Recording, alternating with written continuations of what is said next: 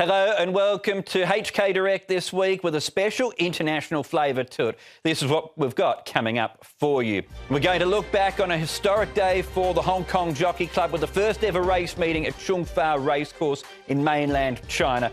Plus, it's Dubai World Cup night on Saturday night, the world's richest race meeting taking place with 4 Hong Kong horses involved on the night. We'll be bringing you the latest on that. But we're going to start off with a special day last Saturday at Conghua Racecourse. It opened up in August of last year. If you're a regular viewer of HK Direct, you would have seen our special on the training facilities there back at the end of October. And it took another big step forward with the first ever race meeting taking place there last Saturday. Andrew Jeune was there. This was his take on the day. March the 23rd, 2019 is the date that goes down in the history books as the very first day the Hong Kong Jockey Club staged an exhibition race meeting here at Conghua Racecourse. The state-of-the-art facility plays host to 5 races this afternoon, with some of the jockeys already stating it's one of the best racing surfaces they've encountered anywhere in the world. Champion jockey Zac Purton with 5 rides this afternoon, along with Caris Teeton, Chad Schofield and Silvestre de Sosa. Champion trainer John Size represented the strength in depth though from the Danny Shum and Chris So yards. An enthusiastic crowd from the Greater Bay region and beyond here to enjoy the 5 races on this afternoon's programme, plus the on-site entertainment as well. In a day of firsts, who would win the first? Race caller Tom Wood picks up the action. Nordic Warrior's now taken control with 100 metres left to go, and he's starting to clear out here for Matthew Chadwick, and Nordic Warrior will win the first race at Conghua. It was a great experience, and a win is always appreciated, and for it to be the first over there, it's just an extra bonus.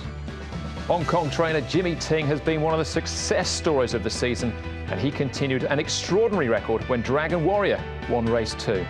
Ting has now been successful with his first ever runners at 3 different tracks: Sha Tin, Happy Valley and Conghua. Dragon Warrior in front for Schofield with 100 metres left to go on Wealthy Fortune and Pearl Furu, but Dragon Warrior. Lucky Hero broke through for his first win in race 3. Lucky Hero coming, Lady first, Lucky Hero, green card, Lucky Hero. Lucky Hero got up to win. And Silvestre de Sosa struck gold in his penultimate meeting before heading back to the United Kingdom with victory for John Moore on the Creative. 150 metres left to go. Sunny Dragon Dollar Award. Look, here is the Creative over on the inside. Daring Fit, the Creative going home best, and he wins. Riding honours on the day went to Chad Schofield. After success on Dragon Warrior earlier, he completed a double in the final race aboard Happy Rocky. Ishvara getting through nearer the rail. Garlic Year looking for a run. Happy Rocky at the 150 has swept to the lead from Ishvara. Clement Legend, Garlic Year, You Have My Word, the joy of giving, flying late, but Happy Rocky. Schofield gets a double. It was very enjoyable. It was lovely to ride 2 winners in the first meeting there. Dragon Warrior, the first one, put back-to-back wins on board, and it was really good for me to get another winner for Jimmy Ting. I've only had 2 rides for him this season, and they've both been winners, so it was nice. And then Happy Rocky also put 2 wins in a row together. He really appreciated a bit of giving the track, being an older horse, and we had a lovely trip in the race, and he sprinted really well, and it was a good win. Despite the weather, the meeting was witnessed by a crowd of over 1,700 local fans and visiting VIPs. We are extremely satisfied with the results. We think, in a way, we wanted to demonstrate the world-class horse racing sport. We as Hong Kong Jockey Club on a weekly, bi-weekly basis are showing to our clients and our customers in Hong Kong. And if one looks at the enthusiasm of people who come in a way today to this event, and if you look at the trainers, jockeys who have ridden here, they're full of praise for this facility. Plans are already underway to hold another meeting at Conghua next season as the Jockey Club looks to continue to grow the sport in China.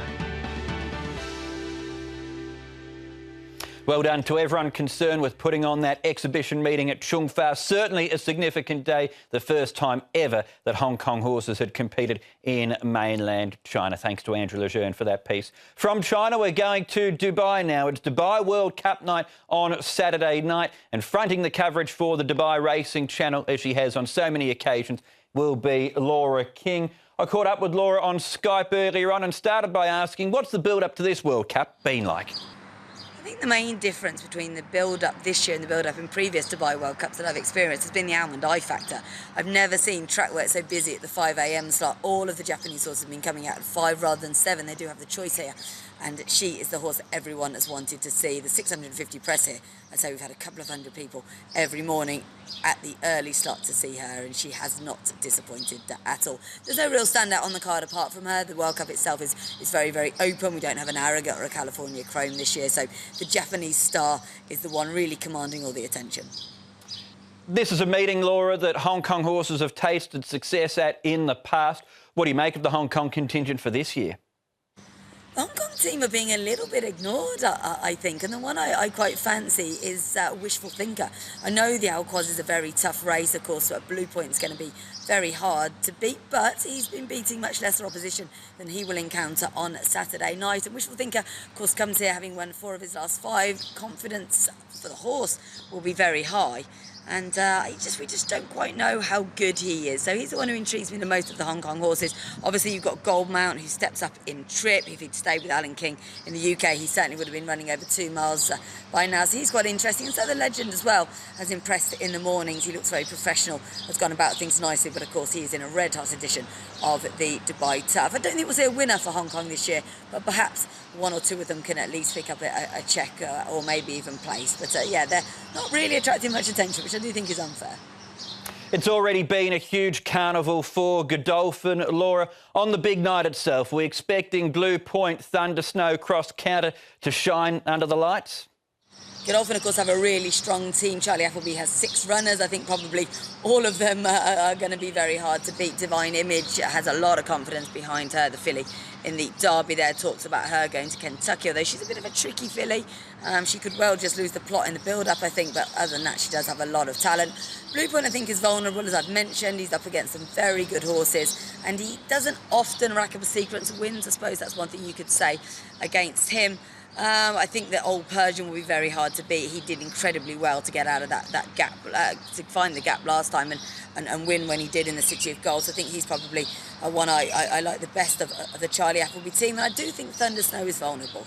It's not going to be easy at all for Christophe Soumillon this year. He's drawn even wider than last year. He won't get that easy lead. North America probably won't miss the break again. And you've got Capizano in there and the Americans as well. Christophe rode an absolute peach of a ride to win the race last year. Thunder Snow this time only had 1 prep, was quite tamely beaten last time by Capizano. He's the one I think I'd take on of the Godolphin hot pots on the card. And you mentioned before, Laura, the star Japanese filly Almond Eye. Is she the headline act of the international horses this year? Almond Eye is the horse everyone is here to see. And earlier on in the week, I was quite keen to get her beaten. I thought she's never travelled. She's dropping back into trip, which I think is a little strange that they're running her in the Dubai Turf and not in the 1.5 mile race, of course, the Shima Classic. But then I saw her work. She was so impressive, effortless the other morning. Christophe Lemaire really didn't have to ask her to do anything at all, and she just absolutely flowed over that turf track. He's very, very confident. He says he can put her anywhere in a race. He's not worried about the opposition. He's not worried about the track.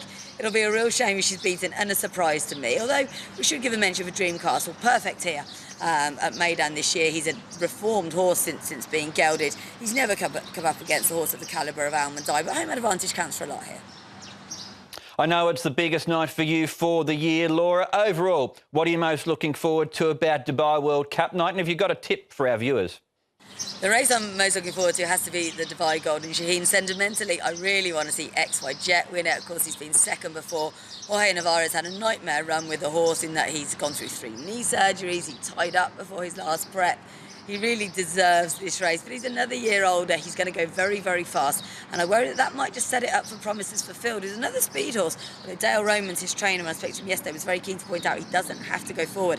XY Jet goes crazy hard on the lead. This little fellow will be sitting in behind. So I think he's probably my tip in that race. I've kind of gone off XY Jet more towards promises fulfilled in the Shaheen, which is an absolute belter of a race.